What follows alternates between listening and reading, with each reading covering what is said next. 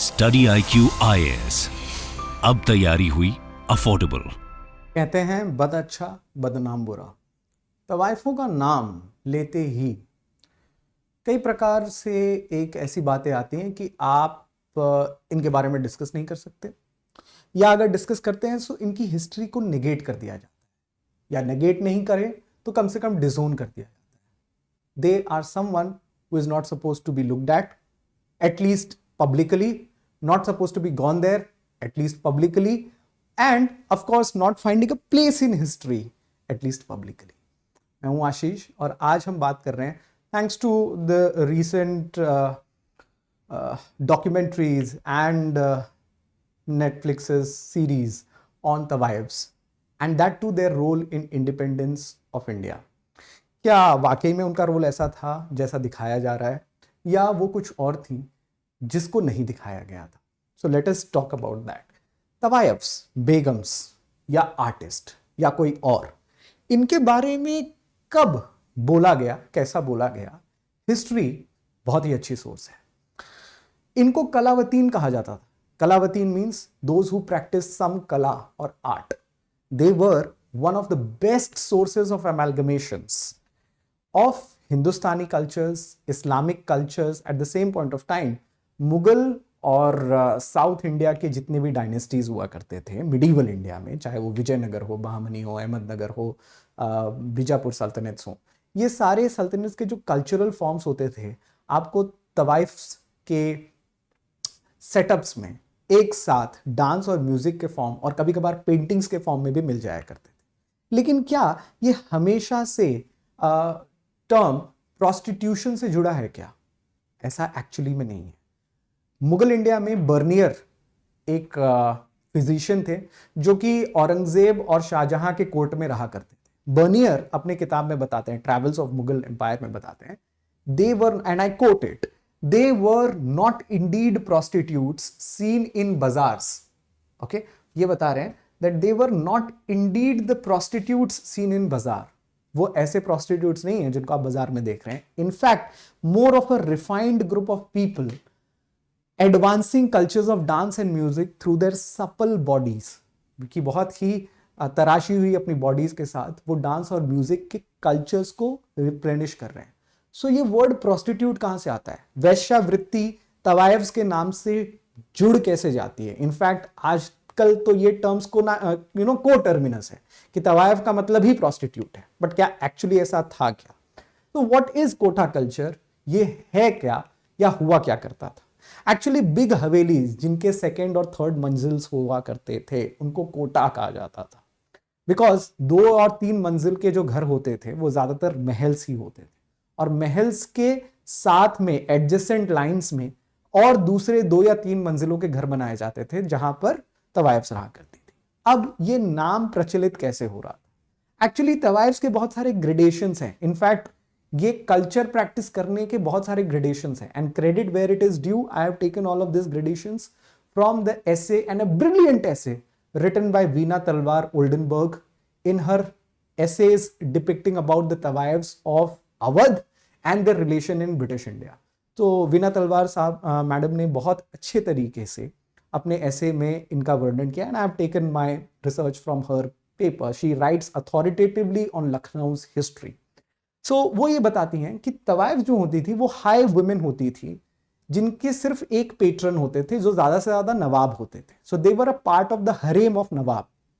आप सब जानते हैं कि भारतीय राजशाही परंपरा, चाहे वो मुस्लिम्स की हो चाहे हिंदूज की हो, एक से ज्यादा पॉलीगैमी में बिलीव करते थे, और रानीज होती थी और उनके साथ हरेम्स भी होते थे। ऐसे में जो तवाइफ्स होते थे वो एक पेट्रन, एक नवाब के साथ रहा करती थी, और उनके पेट्रन यानी कि जो उनके देनदार होते थे वो या तो नवाब या तो रॉयल फैमिली से रिलेट करते थे। उसके बाद जो एक दूसरी क्लास ऑफ विमेन होती थी जो कोठे में ही रहती थी, उनको तकाही कहा जाता था।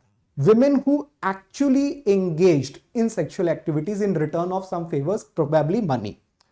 It was this term which was then vulgarised. दूसरे और भी वल्गर टर्म्स हैं इनके अलावा जो इनके साथ में प्रोफेशन से जुड़ी हुई, particularly for sexual activities profession से जुड़ी हुई आगे के मिसनॉमर टर्म्स हैं जो मैं रिपीट नहीं करना चाहूंगा, उनको यूज किया जाता था।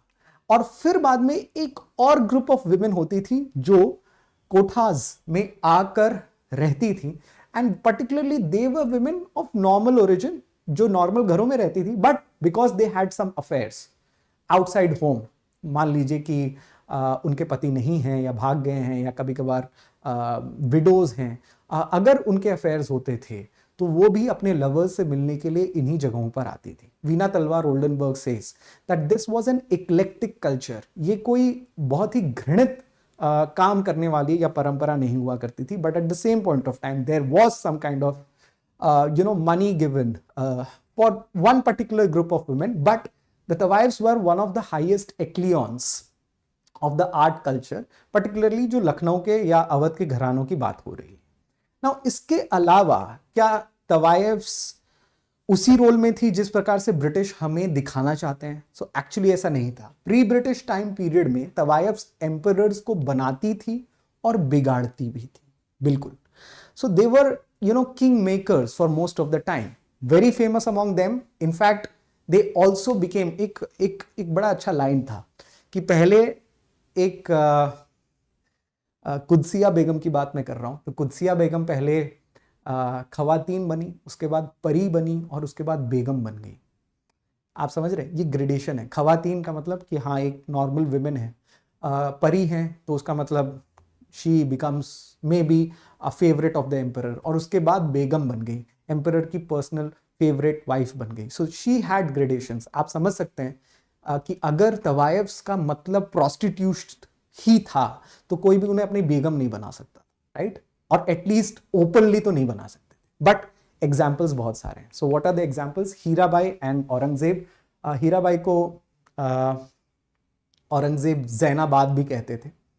बाद में हीराबाई को औरंगजेब की बहन ने ही मरवा दिया था, बिकॉज वो नहीं चाहते थे कि एक तवाइफ से औरंगजेब ज़्यादा लियाजन रख सके। उसके बाद में औरंगजेब ने शराब छोड़ दी थी।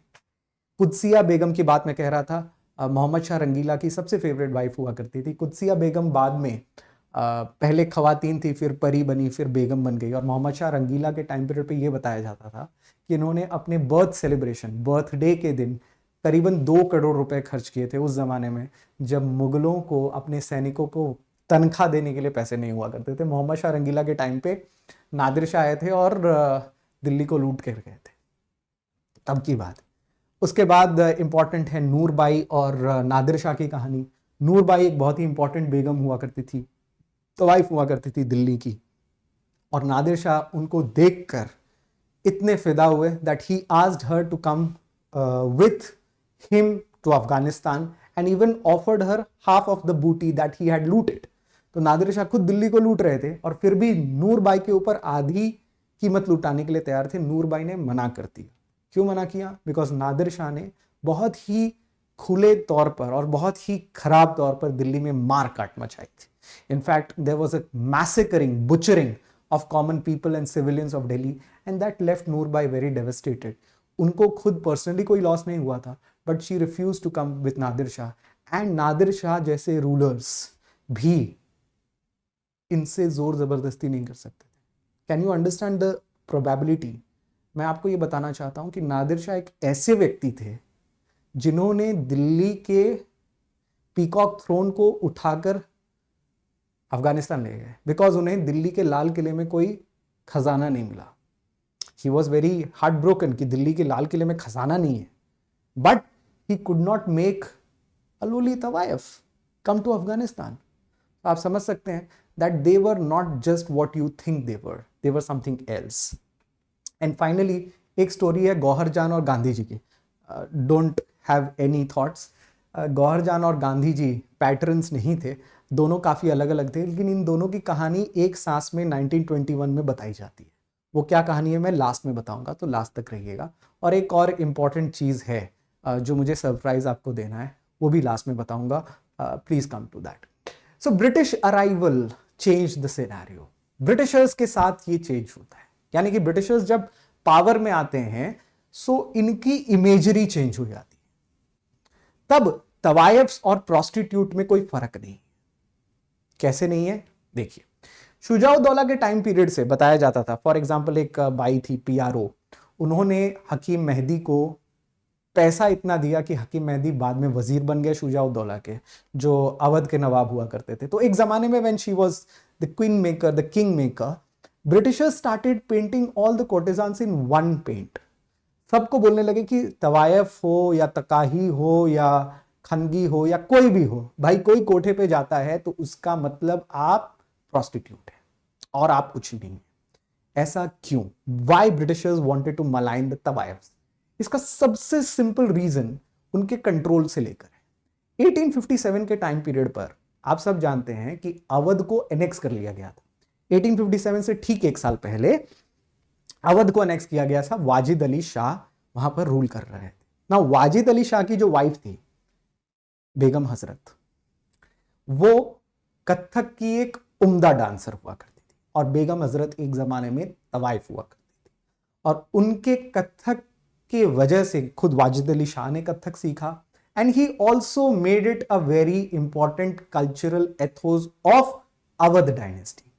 बाद में जब अवध को खींच लिया गया, वाजिद अली शाह तो कलकत्ता चले गए, उनको कलकत्ता भेज दिया गया, लेकिन बेगम हजरत अवध में रही और उन्होंने 1857 के रिवोल्ट में लखनऊ में अपने सबसे बड़ा योगदान दिया। Even today students read the contribution of Begum Hazrat, particularly in Lucknow area and in the Awadh province. तो एक तो ब्रिटिशर्स इस बात से परेशान थे कि बेगम होते हुए ये कैसे हमें चैलेंज कर रहे हैं। At that point of time Outram chief resident commissioner हुआ करते थे। लखनऊ की रेसिडेंसी को आप जाकर देख सकते हैं, आज भी लखनऊ की रेसिडेंसी में जो गोले दागे गए थे बाय बेगम्स एंटोराज, वो आज भी दिखते हैं। और वो जो छेद पड़े थे ब्रिटिश के मेजन्स में और आर्मरी में, वो आज भी वहाँ पर जीवंत है and tells you about the might of the people who wanted to revolt. तो एक तो उनके मन में ये खसक थी, दूसरे रीजंस और भी हैं। But before I come to the reason, I want to tell you that our new batches come on 8th of May this month. These are P2I batches. When you use the code ASHLIVE, you'll get the maximum discount. But इसके साथ मैं आपको बता रहा हूं कि इस बार आपको बुक्स के सेट्स भी मिलते हैं और साथ ही साथ this is the P2I batches, prelims to interview, जहां पर आप प्रीलिम्स, मेंस और इंटरव्यू तीनों की तैयारी करेंगे। इसी से रिलेटेड दोस्तों एक सरप्राइज भी आपके लिए। मैंने कहा था मैं लास्ट में सरप्राइज दूंगा, तो उसके लिए वेट करिएगा। But this is for all online students who want to engage with us. Particularly classes में मैं चाहता हूं कि डिलिबरेशंस और डिस्कशंस हो। बहुत सारे लोग पूछते हैं कि सर क्लास और सेल्फ स्टडी में क्या डिफरेंस है? सेल्फ स्टडी आप खुद कर सकते हो, बुक्स अवेलेबल है, सोर्सेज अवेलेबल है, सब कुछ अवेलेबल है। लेकिन डिस्कशंस जो होते हैं, आंसर राइटिंग जो होता है, प्रॉब्लम सॉल्विंग जो होता है, एक दूसरे से जो वार्तालाप होती है, दैट इज नॉट रिप्लेसेबल। वो रिप्लेस नहीं हो सकता दोस्तों, ठीक है? तो उसको करने के लिए क्लासेस में आइए। आई पर्टिकुलरली टेक हिस्ट्री और मैं तो अपने स्टूडेंट से जितना हो सकता है बात करता हूँ। This is not a one way process, it's not a one way street, two way process, so that you chisel your answers, you make it better, you right a quality rich answer, you get selected. Don't repeat your attempts, make it one count. Okay, so before I come to that, इससे related एक important announcement भी है, last तक बने रहिएगा, बताता हूं। गांधी जी के बारे में भी बात करनी है मुझे। तो tawaifs, emperor makers to servers, Britishers ने इन्हें अब सर्वेंट्स बनाना शुरू कर दिया। हुआ क्या था कि 1858 से लेकर 77 के टैक्स लेजर्स को देखते थे। वीना तलवार ओल्डनबर्ग अपने एसेज में बताती हैं कि वो सारे टैक्स लेजर को अगर आप देखेंगे तो सबसे ज्यादा टैक्स देने वाले डांसिंग गर्ल्स सबसे पहले मेंशन किए गए एज बाय ब्रिटिशर्स। तो ब्रिटिश इन्हें सबसे पहले डांसिंग गर्ल बोल रहे थे। आप देख रहे हैं, बद अच्छा बदनाम बुरा। तो ब्रिटिशर्स बदनाम करने के फेवर में हमेशा रहते थे। सिपाहियों ने विद्रोह किया, सिपाही पाखंडी हैं, हटा दो इनको, बदनाम करने की साजिश। ट्राइबल्स ने विद्रोह किया, ट्राइबल्स का कॉन्शियसनेस नहीं है, ट्राइबल्स सैवेज हैं, जंगली हैं, ट्राइबल्स को स्टेट क्या है नहीं पता, ट्राइबल्स को रिलीजन क्या है नहीं पता, बदनाम कर दो। एक रिवोल्ट करने वाले से अगर आप उनका मुद्दा छीन लेना तो वो जीते जी मर जाते। एक रिवोल्ट करने वाले से अगर आप उसे रिवोल्ट में करते समय सीने पर गोली मार दीजिए, वो हंसते हंसते मर जाएगा, बिकॉज उसका मुद्दा जीवित है। लेकिन आप ये कहिए कि भाई तुम रिवोल्ट कर रहे हो, तुम्हारा मुद्दा कोई मुद्दा ही नहीं है, यू आर कॉन्शियसलेस पर्सन, आप में कॉन्शियस नहीं है, पॉलिटिकल कॉन्शियस नहीं है, सही क्या है गलत क्या है इसकी धारणा नहीं है आप में, तो वो व्यक्ति जीते जी मरता है। यही चीज उन्होंने ट्राइबल्स के साथ की, सोल्जर्स के साथ की, और तवायफ कौन सी खेत की मूली थी, उनको तो बदनाम करना उनके लिए और आसान था, तो उन्होंने बदनाम करना शुरू कर दिया। लेकिन इसके पीछे की कहानी थोड़ी और इंटरेस्टिंग है। सो होता क्या है, फिर बाद में पता चलता है कि लखनऊ के कैसरबाग में करीबन 40 लाख रुपए, 4 लाख नहीं 40 लाख रुपए मिलते हैं आफ्टर द रिवोल्ट ऑफ 1857। तो कैसरबाग को वापस कैप्चर किया गया और पता चला कि 40 लाख रुपए इनके पास हुआ करते थे उस जमाने में। एक कोठे की कहानी, मतलब पैसा था तो बदनाम करो। रिवोल्टर्स वाज मेकिंग तवायफ्स एज अ सोर फॉर ब्रिटिशर्स। जो रिवोल्ट हुआ था उसमें तवायफों का बहुत बड़ा रोल था, इसीलिए उन्हें लग रहा था कि ऐसा है क्या that they are able to challenge the British mind. So हुआ क्या था, हॉरर एंड शॉक कुछ और है। जब लिस्ट निकाली गई कि कितने लोग मरे हैं, तो ब्रिटिशर्स को अपना सर शर्म से नीचे करना पड़ा। Actually, there were more Britishers who were dying of venereal diseases. Venereal disease means sexually transmitted disease than from the revolters themselves. तो जितने सिपाही ब्रिटिशर्स के हमारे सैनिकों ने नहीं मारे होंगे 1857 में, उससे ज्यादा सिपाही ब्रिटिशर्स के मरे थे फ्रॉम सेक्सुअली ट्रांसमिटेड डिजीजेस, जो कि ये तवायफों के घर पे जाकर अपना एक प्रकार से ऑपरेशन कर रहे थे। कैसे कर रहे थे operation, we will also see that. मैंने आपको बताया that they are not equal to prostitutes, but ऐसा कैसे हो रहा था। ब्रिटिशर्स ने इसके लिए कंटेजियस डिजीज एक्ट 1868 पास किया, जिसमें उन्होंने आसपास के जितने भी 110 कैंटोनमेंट्स थे इंडिया में, उसके आसपास के जितने भी कोठे थे, उसके आसपास के जितने भी तवायफ खाने थे, उन सब के घरों में जो औरतें थी उनको पकड़ पकड़ कर हॉस्पिटल्स में डाला जाता था। बहुत सारे जगहों पर लॉक हॉस्पिटल्स बनाए जाते थे कि आपको इस डिजीज एक्ट के बेसिस पर आपकी बॉडी चेक की जाएगी बाय ब्रिटिशर्स, चेक किया जाएगा और उसके बाद आपको लॉक कर दिया जाएगा, ठीक है, without any evidences as such. ये वो क्यों कर रहे थे, बिकॉज कुछ ना कुछ अलग चल रहा था।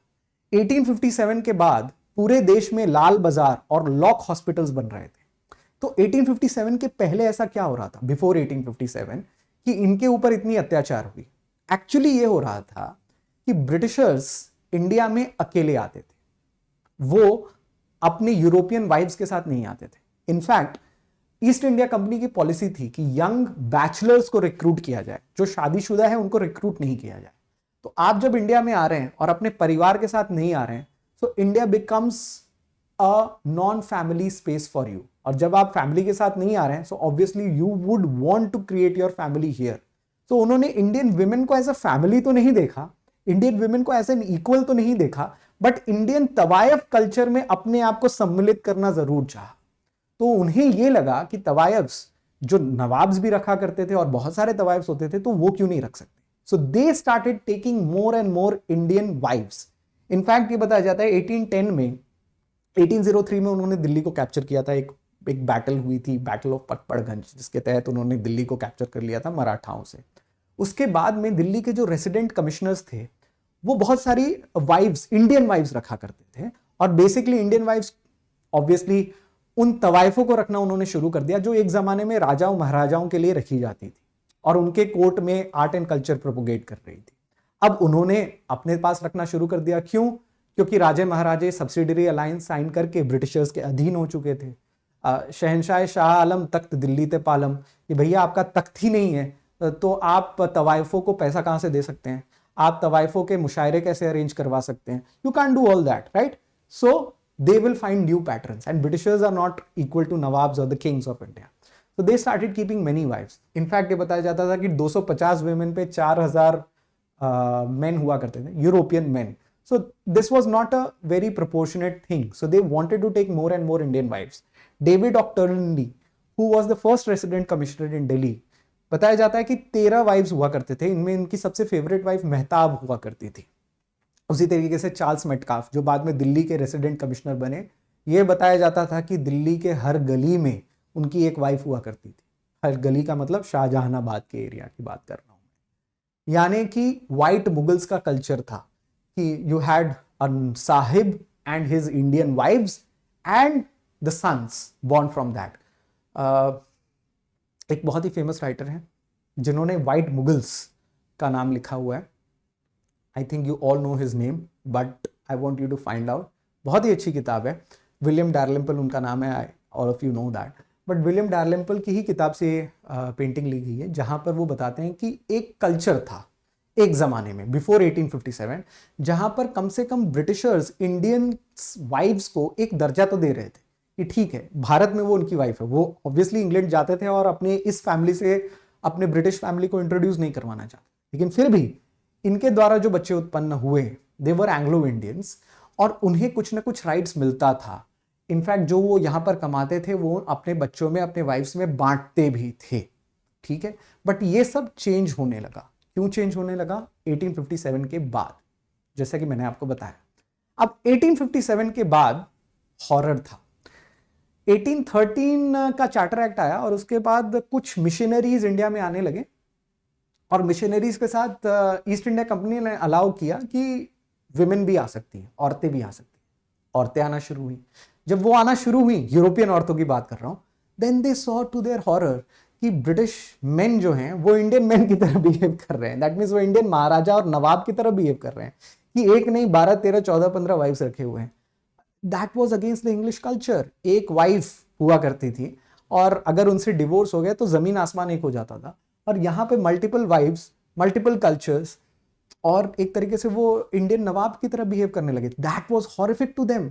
And now Charles Metcalfe says in his apprehensions कि यूरोपियन वुमेन के मन में हॉरर पैदा हो गया और उन्होंने नाम दिया इन वाइफ्स को as nautch girls. That is naach girls. नाच को वो नॉच यानी कि एक जमाने में तवायफ, फिर प्रोस्टिट्यूट्स और फिर अब नाच गर्ल्स. आप देख रहे हैं ग्रेडेशंस कैसे खत्म होते हैं, पेट्रन्स कैसे खत्म होते हैं, आपकी आइडेंटिटी कैसे खत्म की जाती है. That was going on. Charles Metcalfe बताते हैं अपनी किताब में that the British household was a new battlefield. Plassey Buxar battlefield नहीं था.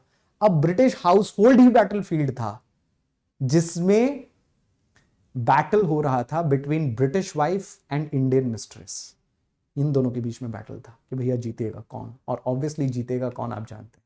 So that is why they created this caricature कि ठीक है आप तो प्रोस्टिट्यूट्स हैं और हम प्रोस्टिट्यूट से डील नहीं करते हैं. How can prostitutes be equal to अस?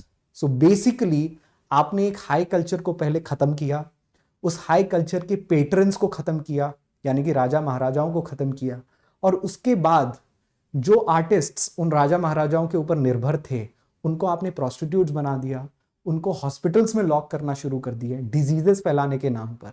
और उसके बाद जब अपनी बारी आई तो अपने द्वारा रखे गए वाइब्स को, इंडियन वाइब्स को डिसोन कर दिया ये कहकर कि वो नॉच गर्ल्स हैं. That was the complete degradation. But yet the Indian tawaifs holded their position.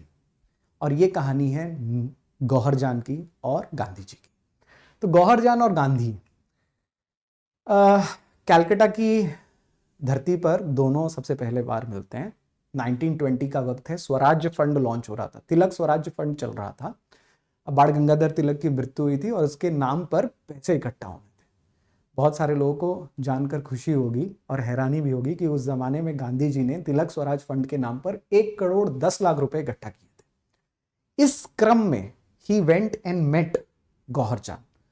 When he goes and meets Gauhar Jaan, तो गौहर जान को उन्होंने एक आवेदन दिया कि आप भी फंड इकट्ठा करने में मदद करें.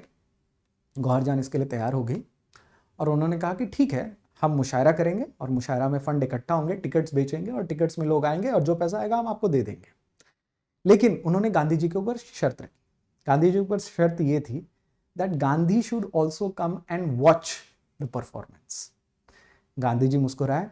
He found this reason a bit plausible, at the same time humorous. He said that ठीक है मैं भी आऊँगा और ज़रूर नाच देखूंगा. ऐसा हो नहीं पाया. वो देख नहीं पाए बिकॉज ऑफ सम रीजंस. देखिए 1921 में नॉन कॉपरेशन मूवमेंट लॉन्च हो रहा था. तो कलकत्ता सेशन हुआ था और उसके बाद नागपुर सेशन भी हुआ था. वो एक ऐसा वक्त था जहाँ पर 2 सेशंस हो रहे थे इंडियन नेशनल कांग्रेस के. तो उनको नागपुर जाना पड़ा कलकत्ता के बाद. सो वो नागपुर चले गए और ऐसे में उन्होंने शौकत अली को भेजा नाच देखने अपने तरफ से। बहरहाल गौहर जान ने नाच किया, मुशायरा किया, पैसा इकट्ठा हुआ। उस जमाने में उस परफॉर्मेंस से 24,000 रुपए इकट्ठा हुए, 24,000। जब शौकत अली गए पैसा लेने, सो ही फाउंड दैट गौहर जान ने कहा कि मैं पूरा पैसा नहीं दूंगी। गांधी जी ने अपना आधा वादा पूरा किया। गांधी जी ने कहा कि वो आएंगे, नाच देखेंगे और पैसा ले जाएंगे, मैं तो पूरा पैसा देने के लिए तैयार हूं। अब गांधी जी आए नहीं तो 24 नहीं 12,000 लेके जाइए। ठीक है, that was Gandhi ji did not say a word after that. वो कोई लेटर नहीं लिखते, वो कोई बात नहीं कहते, वो हंस के इस बात को टाल देते हैं। And that is how the might of the wives can be seen. They indeed were participants in the freedom struggle, but they were bad named by Britishers. What Britishers do the best, as I told you, and this was not just with Tawayabs. वो ये soldiers के साथ भी करते रहे, tribals के साथ भी करते रहे, कांग्रेस के लीडर्स के साथ भी करते रहे। ये कोई बड़ी बात नहीं थी। Lastly, मैंने आपको कहा that I have a surprise for you. Study IQ IAS now is going to launch its offline center at Karol Bagh. 7 तारीख, this May, 7th of May. You are all invited at 3 o'clock in the students meet and greet session with our faculties. हम सब लोग वहाँ पे रहेंगे, आपका स्वागत होगा, आपका इंतज़ार होगा और आप सबके स्नेह और आशीर्वाद के साथ हम बैचेस लॉन्च कर रहे हैं, हमारे first P2I batches on 27th of May. Please remember, ये बैचेस लिमिटेड हैं, सिर्फ और सिर्फ 100 सीट्स होंगे फर्स्ट बैचेस में। Go and find your P2I batches exclusively at this, use the code ASHLIVE। आप और भी बहुत सारे opportunities first come first serve basis पे ले सकते हैं, but what we are most excited to you is to offer you our offline courses for the first time. So see you all there. ये सरप्राइज था। I hope you enjoyed this session. Keep watching and learning. Thank you. Study IQ IAS, अब तैयारी हुई affordable.